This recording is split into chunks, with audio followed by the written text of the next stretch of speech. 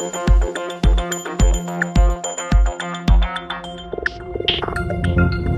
satu alasan latennya itu. Yang kedua ya kan memang tadi di dalam MK ini ditengarai itu ada memang yang sangat pro kepada PDIP. Ya. Ya kan? Ini Anda sebut sebagai laten ya. Karena tidak nyata ya. Tidak nyata. Ya. Ya kan? Dan saya melihat kan sekarang masih ada ketua MK kan? Ya. Yang diketuai oleh Palguna. Palguna, betul. Palguna itu kan PDIP. Karena dia dulu PDIP juga. Karena dia pernah jadi anggota DPR RI dari PDIP. Oke. Nah, kan yang kalau orang tuh jeli melihat, ini kan lucu. Ya. Bagaimana ketua MK itu mengeluarkan statement menyerang DPR. Loh, kan lucu. Ya. Kamu memang ada tugasmu di dalam MK itu mengawasi DPR atau menyalahkan DPR. Ya. Harusnya kan MK itu justru melakukan verifikasi, memperbaiki, ya kan? Ya. Atau memperkuat yang namanya MK ngomong di internal, bukan malah nyerang DPR. Ya. Nah ini disinilah saya katakan bahwa ini sudah sebenarnya murni kepentingan politik, bukan konstitusi itu dipakai sebagai alasan aja. Karena kan pelanggaran konstitusi kan menarik, ya kan?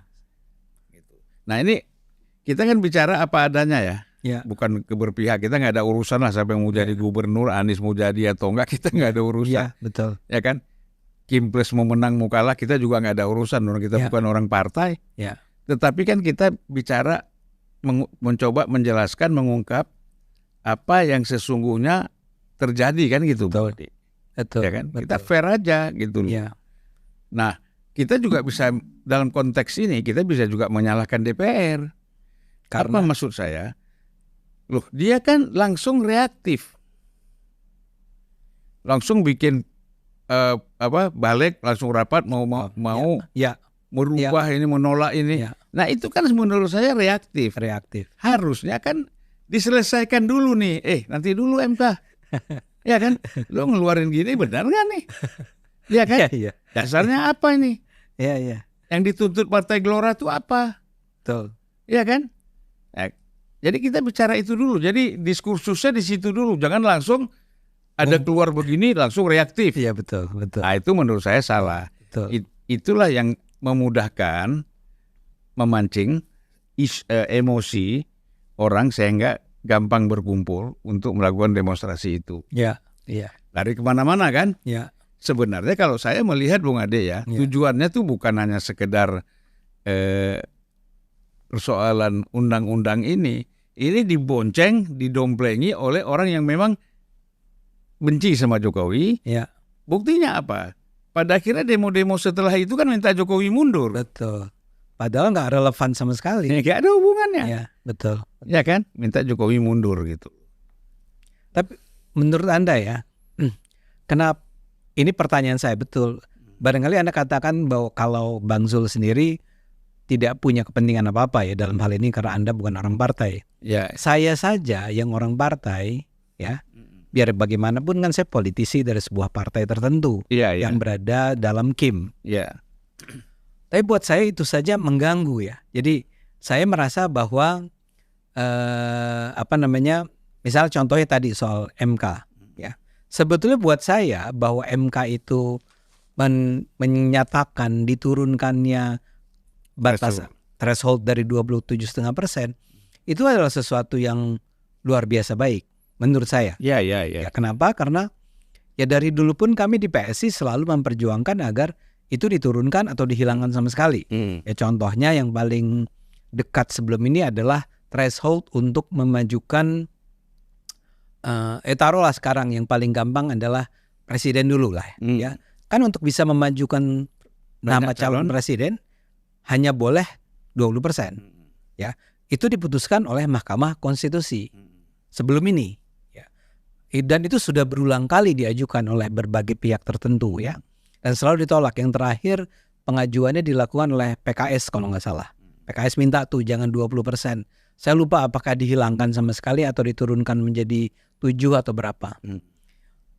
Nah, Mahkamah Konstitusi yang sekarang menurunkan dari 20 ke 7,5% di pilkada ini adalah MK yang dulu menolak itu di pemilihan presiden. Iya. Ya, itu buat saya kan mengganggu. Bagus sih diturunkan, dan menurut saya sehabis ini nih, sehabis pilkada, mungkin harus ada pihak-pihak yang kembali mengajukan ke MK Soal pilpres. soal pilpres, ya. Syarat pencalonan presiden. Syarat pencalonan presiden yang sekarang masih 20%. Harus konsisten dong MK-nya. Iya. Kalau pilkadanya 7,5, ya paling tidak presidennya juga 7,5 lah. Dan sampai gini Bung Adi, kenapa di pilkada pada semua level itu kan dibolehkan calon independen? Iya. Kenapa presiden tidak boleh calon independen? Betul. Itu MK harus putuskan boleh ada calon independen. Karena bangsa kita ini bangsa besar, 280 mungkin. Iya. Ya. Kemudian orang yang pintar-pintar itu tidak terbatas, banyak sekali. Betul. Hebat, luar biasa. Betul. Tapi kan karena disumbat ini oleh undang-undang, oleh kepentingan politik, partai politik, sehingga dibatasi hanya 20%, dan akhirnya apa? Cuma 2-3 calon paling banyak. Iya kan?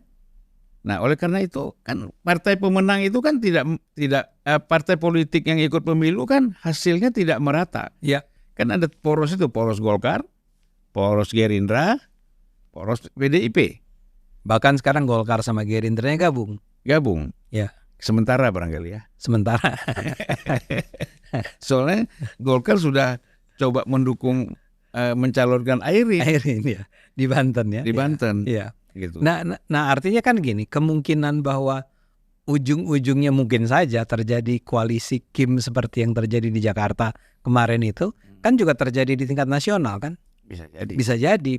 Poin saya adalah ada alasan yang cukup kuat bagi kita untuk mengatakan Mahkamah Konstitusi, kita berterima kasih karena Anda menurunkan di Jakarta, bukan di Jakarta, di mana? Di pilkada. Di pilkada seluruh Indonesia. Tapi konsisten dong. Pertama di seluruh Indonesia, bukan seluruh Indonesia. Dalam pilpres pun harusnya diberlakukan diturunkan juga penurunan itu. Kedua adalah calon independen. Karena kita nggak bisa terlalu berharap bahwa hanya orang-orang atau orang-orang terbaik bisa saja tidak dipilih oleh partai-partai yang resmi. Iya. Itu. Ya kan kita tahulah kalau dia mau minta dukungan partai mana mungkin transaksinya ada. Ya.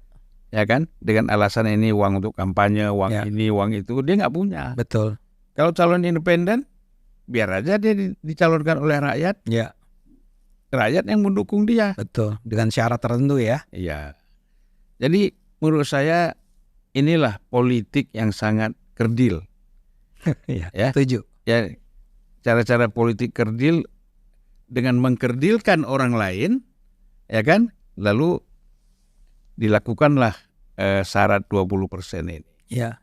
Nah, jadi MK itu jangan mengikuti kepentingan partai politik dong.